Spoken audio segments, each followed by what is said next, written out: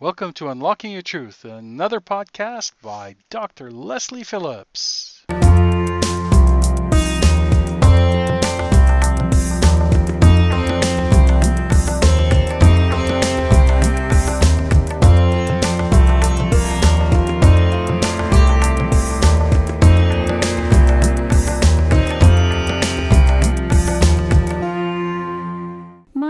Dr. Lesley Phillips, and I will be your host for the next hour. And I'm joined in the studio by the show producer, Corey. Yo, Adrian. Today, Corey, I thought we'd do something a little bit, more approachable for people. You know, because we tend to talk about some of the things we talk about are a bit out there, a bit outside the realm of most people's personal experience. And I thought, let's find a way of making things a bit more real for people. We're talking about pizza. No. Oh, okay. No. But what I thought we could talk about is dreams and keeping a dream journal and journaling. Because those are really easy ways for most people to access their intuition, to access, spiritual information. And the reason is, that it's hard for most people is because for most of us, our intellect is dominant. For most of us, we're really trained to think in a logical way from our frontal lobes, and that's really the biggest block that people have to accessing their intuition. And so you have to learn to bypass the intellect in order to access your intuition while you're awake. But when you're asleep, your intellect isn't engaged. And so if you can train yourself, if you remember your dreams, or you can train yourself to remember your dreams, then you have a window into that spiritual realm. You have a window into that non-physical reality. And it can be a great way to get into it. In fact, it's the way that I first got into this stuff. Because I don't know how many of the listeners know, but I have a PhD. I went to university for 8 years. Fud. And, all very intellectual and everything. And so my way of accessing my intuition in the early days was through my dreams. And I trained myself to actually, while I was asleep, be able to dictate my dreams into a dictaphone. I used to keep a little dictaphone under my pillow, and I trained myself. When I would go into a REM cycle and I'd be dreaming, my body would automatically press the record button, record the dream, and then when it finished, I'd stop. And in the morning, I would wake up and I would have 4 or 5 dreams that were recorded on this tape. And I'd only have a memory of the last dream I'd had. I'd forgotten all the others. And if it wasn't for my voice speaking these dreams, I never would have realized. But I think most people remember their dreams sometimes. So I think it's a really accessible way to get into this stuff.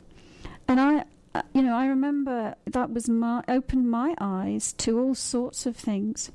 Because in those dreams, in those dream journals, I had premonitions. I had premonitions about world events. I had premonitions about things that happened in my own life. I had dreams where I was in another time in history, in a different body than I'm in now. And I had dreams where I met with higher intelligences, let's call it. And so it opened my eyes to the fact that there were past lives. It opened my eyes to the fact that there were spirit guides, and also that there was just more beyond what we know. And that's really what stimulated me on my path into spirituality and developing my intuition. But it all started with my dreams. So how do you get started keeping a dream journal? Have you ever kept a dream journal, Corey? Nope. Have you ever had any interesting dream experiences? Oh, yeah. You want to share one? I could from long in my past. Actually, this was a really weird one. I thought about it today when we were talking about dreams earlier on, and it was I was working for a company. I was about 25, 27, 20, about 28 years old, and there's this woman at the office that I really didn't like. I mean, I did not like this woman. She was, for many reasons, prissy and blah, blah, and religious and blah, blah. So I didn't like her. And one day, I woke up in the morning and I had a dream that I had fallen madly in love with her. Seriously. And like, it wasn't just that the dream wasn't that I, but I felt like I fell in love with her. You know what I mean? Like I woke up in love with this woman. Isn't that funny? The night before, I went to bed and I hated her. And I literally floated above the ground for about an hour in this total feeling of love, just this incredible love sensation, and got to the office and saw her, and then about half an hour later I started hating her again. But it just shows how dreams aren't just things that we have at night that don't have any effect on our being. Our dreams do affect us. Yeah, they totally do. Your dreams are another realm of personal experience. It's a way of delving into your inner psychological dimensions. And so for you in that dream, it sounds like you were working on transcending your hatred into a different vibration, the vibration of love. And yeah, dreams, I mean, basically what happens at night when you're asleep is that you travel outside of the body into the astral plane. And that is a realm of reality where there's no time and space. And so you have a much wider, what's the word? It's a bigger playground for you to play in. And you can experiment with different ways of doing things before you bring them into physical reality. And you can use it as a way of healing yourself as well. Last night, somebody stole my shirt and pants that I was supposed to wear to a shoot. I've forgotten my dream. I know I told you, but don't say it on air in case I don't. But I can't remember what it was about. Give me a clue. Do you remember what my dream was last night? I'm supposed to remember your dreams too. Yeah. Gosh. God, because it's hard enough remembering my own. I've forgotten it now. Oh well, maybe it'll come to me later. Something to do with me. I think it did, didn't it? Yeah, it did. That's something. All I remember is something to do with me. Yeah. All right. Well, anyway, I'll get back to where I started, which is, so how can you keep a dream journal? And really, it's as simple as keeping a notepad by the side of your bed and setting the intention, number one, that you're going to remember a dream, and number two, having the discipline that when you wake up, you write the dream down. And it's really best to do it before you get up and before you're wide awake. You know, if you can sort of do it while you're still in that sleepy in-between phase, while the dream is still alive in your consciousness. Because, believe it or not, there's some chemistry that goes on in the body when you start moving around and interacting with the physical world that sort of helps wipe that dream memory. Or for those of us in the 21st century, just take notes on your phone. Yeah, you could do that. Voice you could have record. your tablet. Record it. Recording it is a great way because it takes less time than writing, and also you can be lying there with your eyes closed and in that half awake, half asleep state, and record the dream. And then, of course, the more you practice it, the better you get at it. And then you've got to obviously learn how to interpret your dreams. And the other thing that you can do is you can actually program your dreams. So if you have a burning question, an unanswered question, you can set the intention before you go to sleep at night that you will have the solution to your question through your dreams. And then the next morning when you write your dream down, then you can take a look at what was in the content of that dream from the perspective of the question that you asked. And so, and you know, the other thing, you can get really out there with some of this. I know when I was really into it, we had a group of people that we would pre-program ourselves to meet in the dream state. And we would meet in the dream state, and we would have lots of parallel experiences when we would cross-reference our dream journals, the next week when we would meet. And so it's fascinating stuff. And of course, the other thing that you can do if you don't want to keep a dream journal is just plain old journaling. And the idea is just allowing that free flow of information. Again, when you bypass the intellect, and just whatever first comes into your mind is what you write down. And so you can even have a dialogue with yourself, asking yourself questions and then writing the answers in terms of the first thing that comes to you in your journal. So, if anyone has any fascinating dreams that they would like to share, the number for you to call us is 604-504-7441, extension 4142. Or if you have any questions about dreaming, about the astral plane, about journaling, and you can also write to info@drlesleyphillips.com.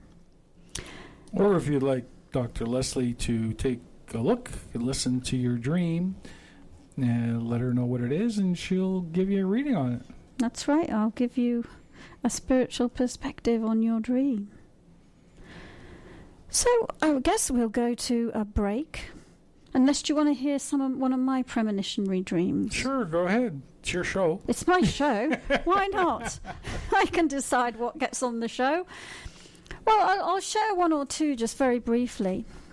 I don't even remember what year this was. I'm probably aging myself, but sometime in the 90s, I think the early 90s, maybe about 1994 or something like that. And it was before 911. There was an airline that crashed into a high-rise building I think it was in Amsterdam, it was somewhere in Holland, in the Netherlands. And about 3 or 4 days before that happened, I had a dream. And in this dream, there was a high-rise building that was on fire. That was just engulfed in flames. And in the sort of backdrop of this building on fire was the silhouette of an airplane. And standing in front of this high-rise building that was on fire were two friends of mine, Simon and Rachel. And at the time, Simon and Rachel were living in Holland. And so it was like just an amazing dream. It really stuck in my mind. And it felt like it meant something. But of course, I didn't really know what it meant until 3 days later on the news. There was this story about how a plane had accidentally crashed into this high-rise building, and it was like, oh, and that was in Holland, and that's why my friends Simon and Rachel were in the dream, to show me that it was in Holland. And so that was one of them. And I had a few experiences like that when my focus was on dream journals. All right, folks, we're going to go to a break.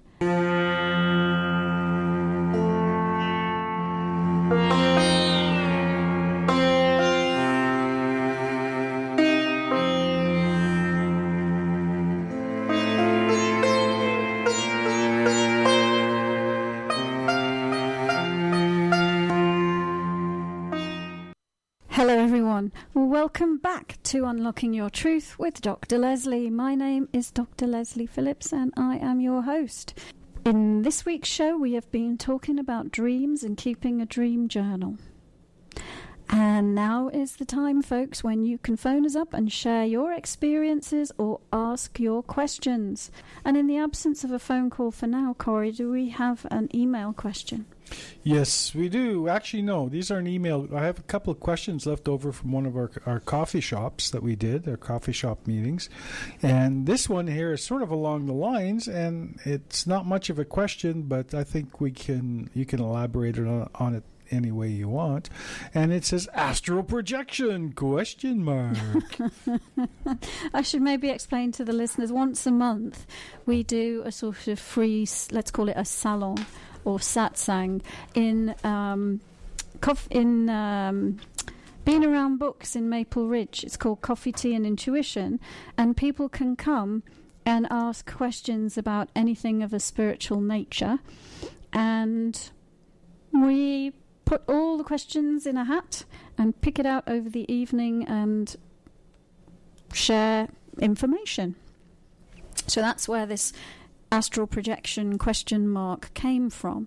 You have a physical body, and your physical body is what you use to have experiences in physical reality. But it's actually not the only body you have, because you are not your physical body, you are spirit. You have other bodies, and one of your other bodies is your astral body. And your astral body is what you use to have experiences on the astral plane. And so when you're dreaming, you're actually journeying on the astral plane in your astral body. And that is what astral projection is. And of course, it happens to everybody every night. They are astrally projecting, but it's also something that you can learn to do consciously. So you can either learn to wake up inside your dreams, and that's called lucid dreaming, or you can actually learn how to astrally project from your waking consciousness.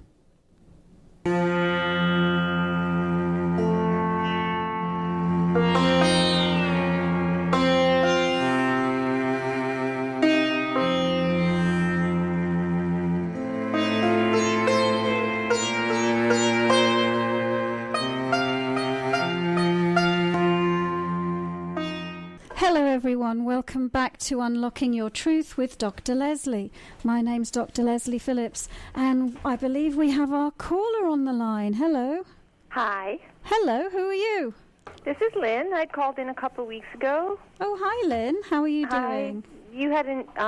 You had invited me to call back, but I try not to. I only like to call if other people aren't calling because I feel like I've had my turn. Oh, great. Well, thank you. How can we help you this evening, Lynn? Well, I want to touch on the subject that you just talked about, the astral projection, which is interesting. When I first started to learn how to meditate one night, I felt my crown chakra so bright, and that night I felt myself flying feet first through the window, and I could feel like, I don't know if it was air or what, but cool, like as if I was flying through the air, and I became very frightened. It was sort of in between a waking and dream state, you know that state? Mm-hmm.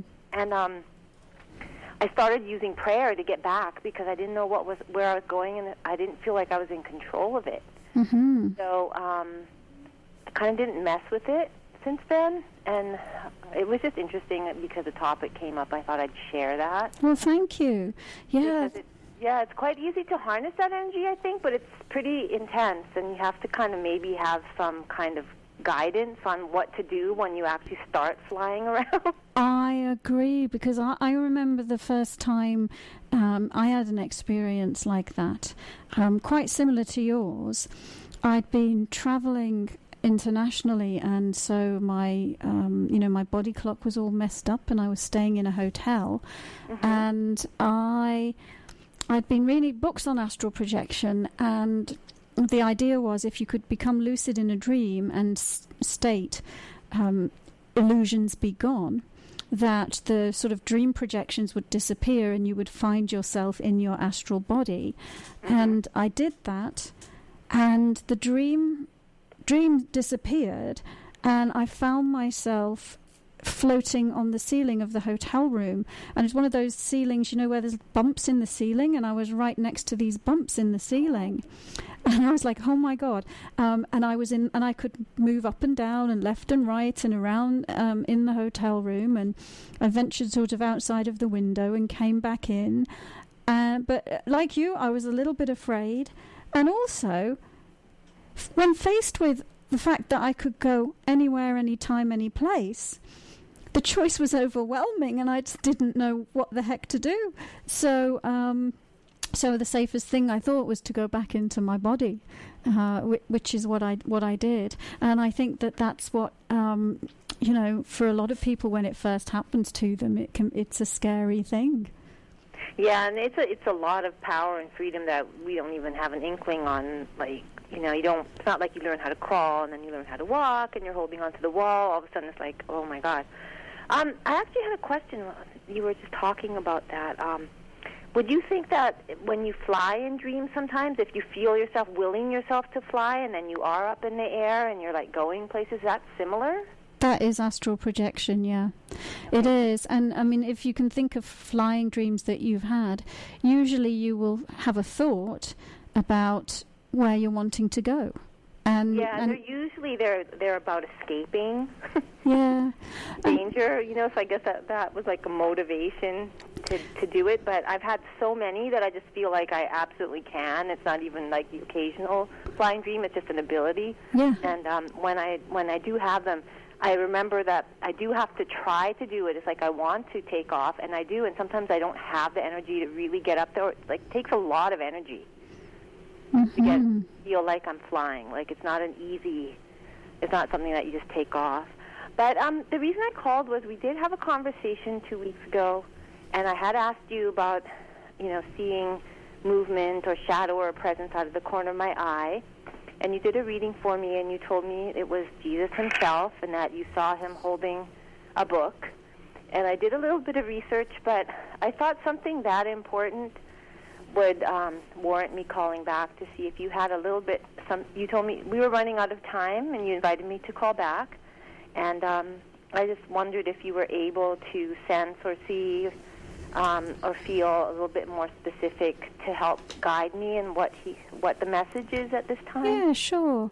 Let me go into trance and take another look at that information about the connection with Jesus. Yes, I remember now. I think I told you that you were alive at the time of Jesus and that you'd been present at some of his teachings at that time. So, give me a moment. Oh, and please keep your eyes open while I do this. Okay, so I am tuning into you and taking a look at this book, and let me see if I can get some more specific information for you about it. So it's always awkward, isn't it, on the air, on the radio, to go quiet, but I need to go a little bit quiet just to watch the images and translate this into information. So listeners, if you're tuning in, excuse me for a moment. I'm going to stop talking for a moment.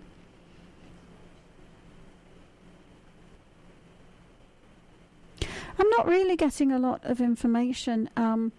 The image that I'm seeing right now is an open book, and as I was watching it, the page that it was open on got torn out of the book and crumpled up into a into a ball, and then. Should I be afraid?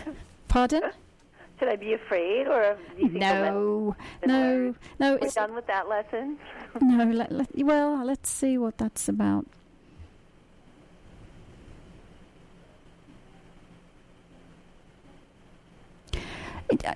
Okay, so here's what it's about. I've got a question for you. Did you grow up in any religion at all?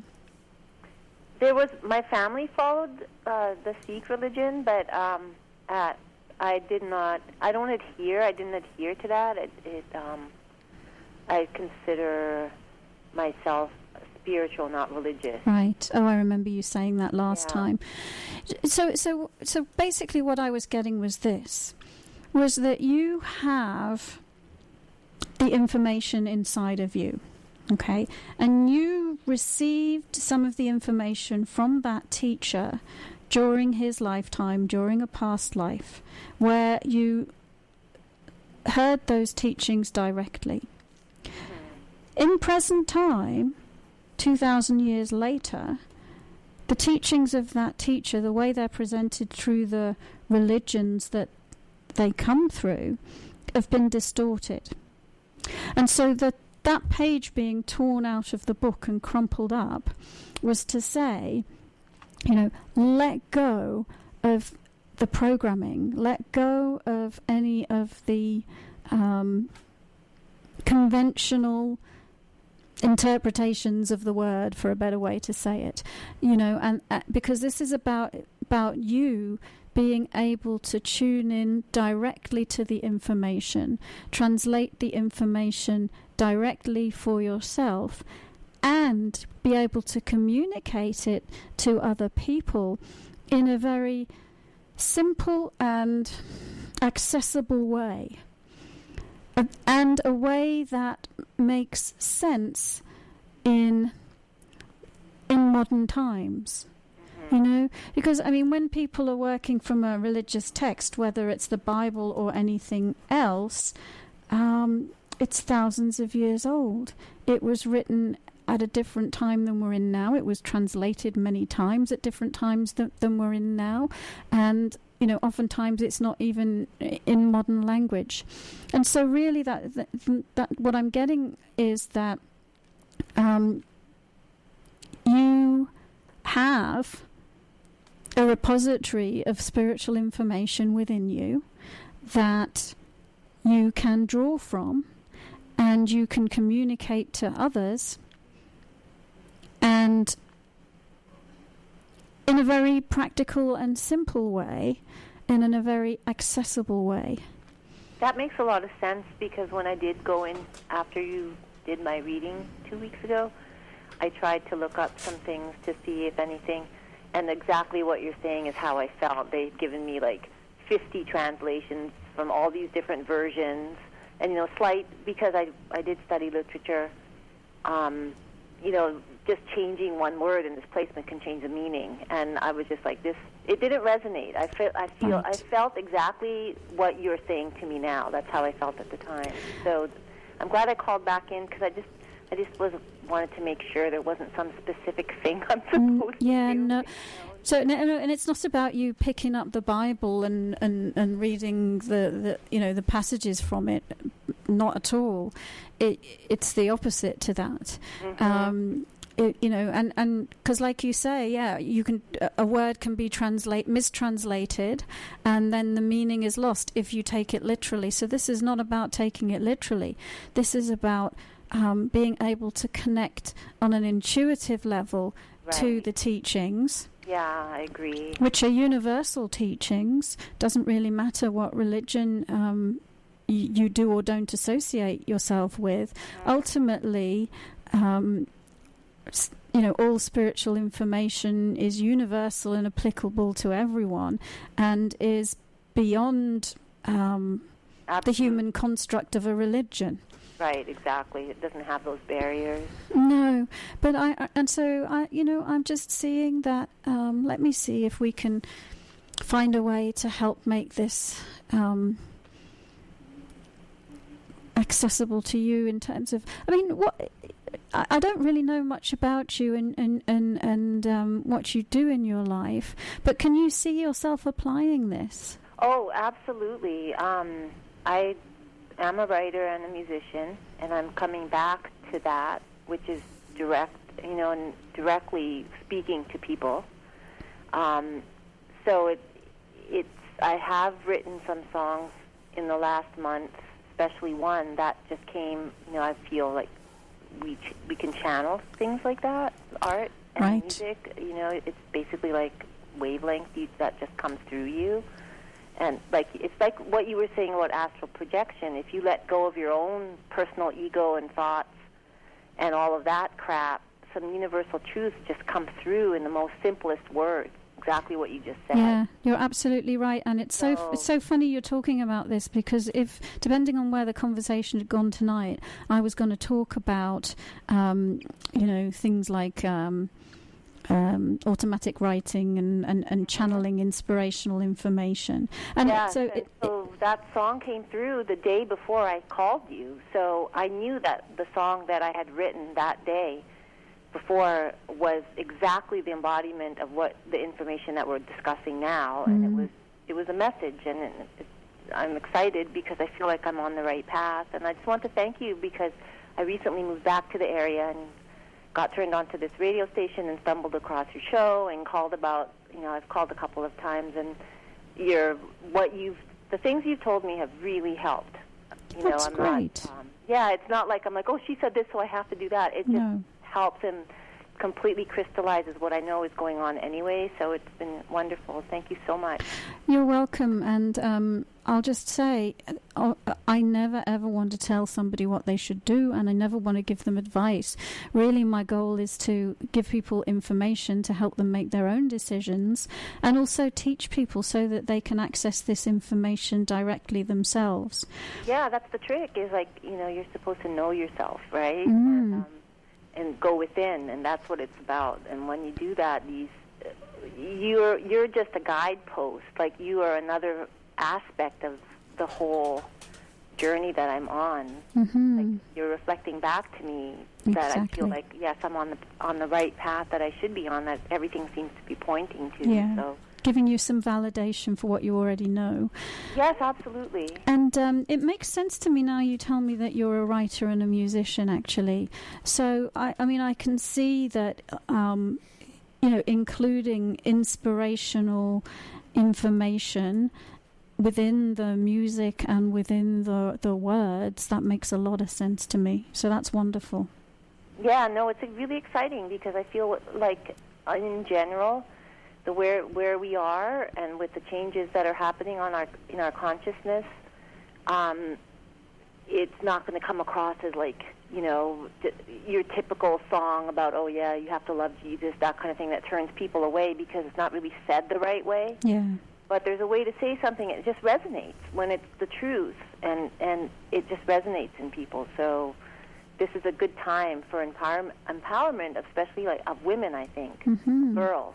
And it doesn't mean it's not about being anti-male whatsoever, and it's not like the pendulum swung too far with feminism. People misconstrued what that was supposed to mean. It's not man-bashing. It's not that we have to be better.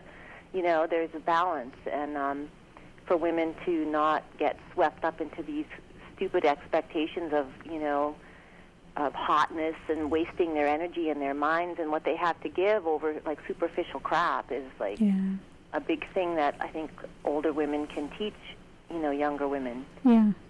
So anyway, I don't want to go on and hog the show. So thank you so much. Well, thank you, Lynn, and it was wonderful to hear from you again, and be nice to hear your music sometime. Maybe we should have you on the show to play your song. Oh, absolutely. I'm going to keep in touch. There's some shows when I don't feel inspired, and then other times someone will call in and the topic will just be like, oh my God, it's an invitation to call. I just have to. So I'll be in touch. I'll keep you posted. Brilliant. Thank you so much. You're welcome. All right then. Bye. Okay, well that was Lynn telling us about her inspirational music and her out-of-body experiences. Do we have another question, Corey? Yes, we do. Our kids grow up so fast, right? So this lady wants to know, how do we help children stay connected with their intuition as they grow up? That's a great question. It is. That's a really great question, because I think so many of us I don't know what. Well, I'm a generation.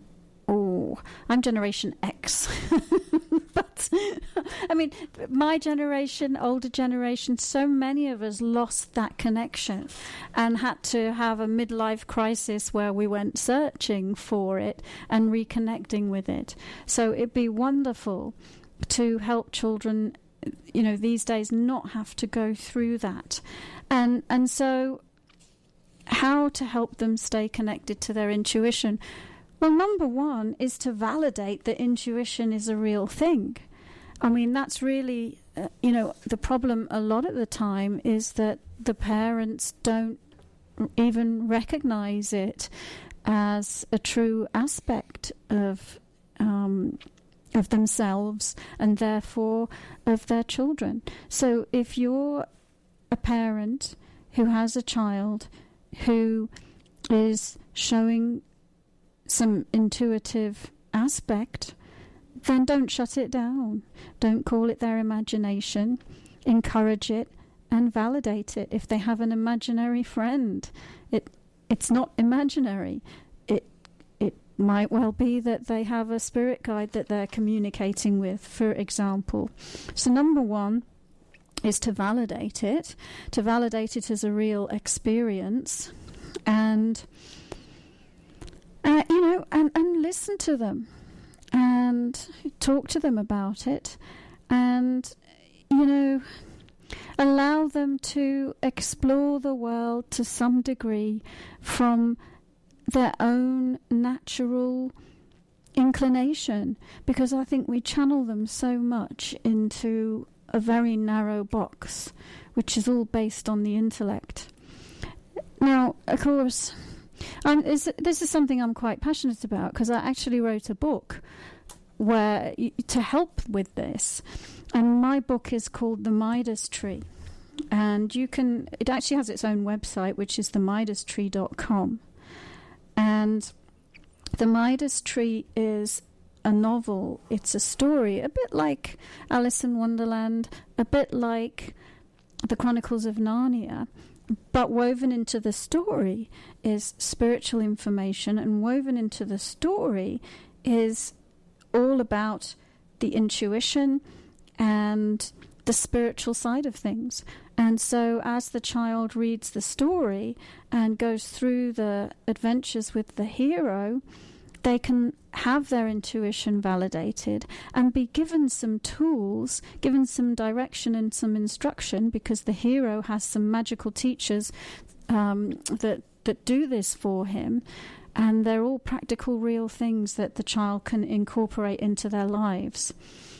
And actually, if you're somebody who is interested in this, I encourage you to go to that website, themidastree.com, and even contact me on the contact form, because I've developed a program around that book for using the audio book in conjunction with some teaching materials to teach children about their intuition and to teach them how to meditate, and to train the parents and people to be able to use this material to teach groups of children.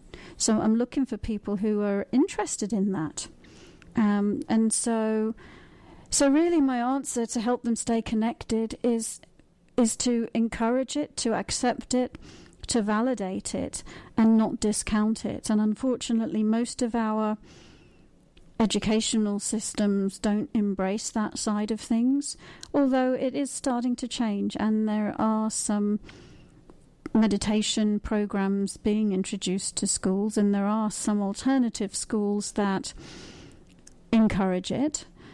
But we're really, we're at the beginning of things beginning to change in that way. So whoever sent that question, thank you very much. That was a really great question. Do we have another one, Corey? Yeah, we have another one. It's not quite on dreams, but it's in the realm, dream. What does it mean when you see and you've already answered this one in our Wednesday session, but I think that the listeners would like this. What does it mean when you see the repeating numbers 555, 888, 777 on license plates, clocks, receipts, like all kinds of things, right? Yeah. And it's actually 11. Yeah, and actually, you know what? Like dreams, this is an experience that most people I meet are having. It's really common for people to see those repeating number sequences. I've heard some crazy stories about that. Even we were, like a couple of weeks ago, driving along the highway, and I think I saw the same sequence of numbers in 3 cars within the same stretch of road. So it's really common. And what does it mean? So it's really let's call it, I don't know. I mean, think about when somebody's trying to wake you up and they give you a poke. Wake up, pay attention. So it's something like that on a spiritual level. It's saying, wake up. This is the time.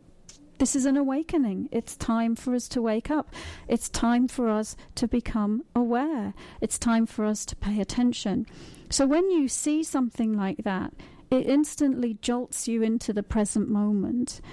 If your mind was off drifting around, it sort of pulls you back into focus. It brings you right here, right now. And it makes you plug in and pay attention to the fact that there is more to what meets the eye. And so that's the first thing. It's kind of like a trigger for awakening. Now, a lot of people also talk about how this can be your spirit guides communicating with you, or your angels communicating with you. And of course, it can be. But really the message is the same, which is it's a signal about spiritual awakening.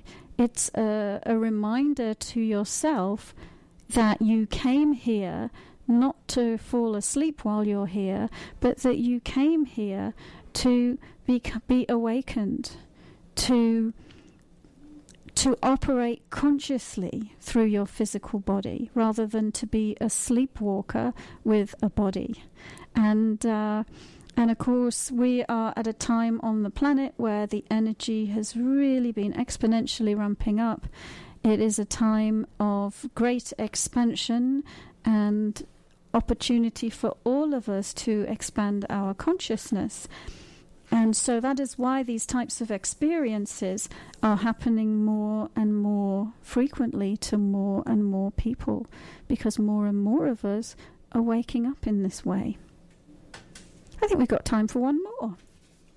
Okay. One more. So here's awakening the pineal gland. Awakening the pineal gland. Another fabulous question. So, for those of you who don't know, the pineal gland is a gland that is in the very center of your head. It is. It has some properties that make it a receptor of light, actually. And it's not fully understood by science, but it's also involved in some of the hormone signaling. The pineal gland is actually at the very center of what we call the 6th chakra. Some people refer to the 6th chakra as the third eye. So it's in the very center of your head. Now,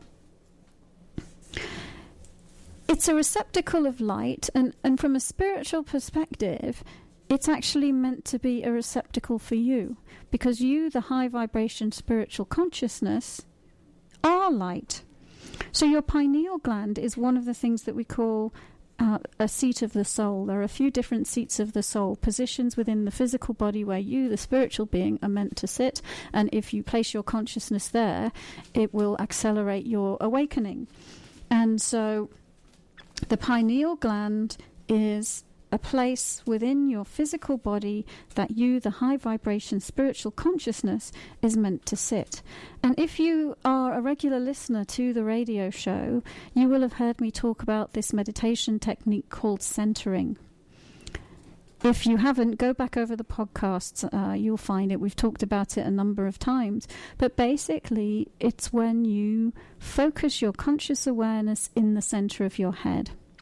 And just by you focusing your conscious awareness in the center of your head, just by you sitting there in that place where your pineal gland is, you will start to stimulate it, and you will start to awaken it, and you will start to awaken all the properties of your 6th chakra as well, which includes being able to see as spirit, being able to see energy, having your perceptions be very clear, being able to see the truth from a lie, being able to see your truth about everything that you've created in your life.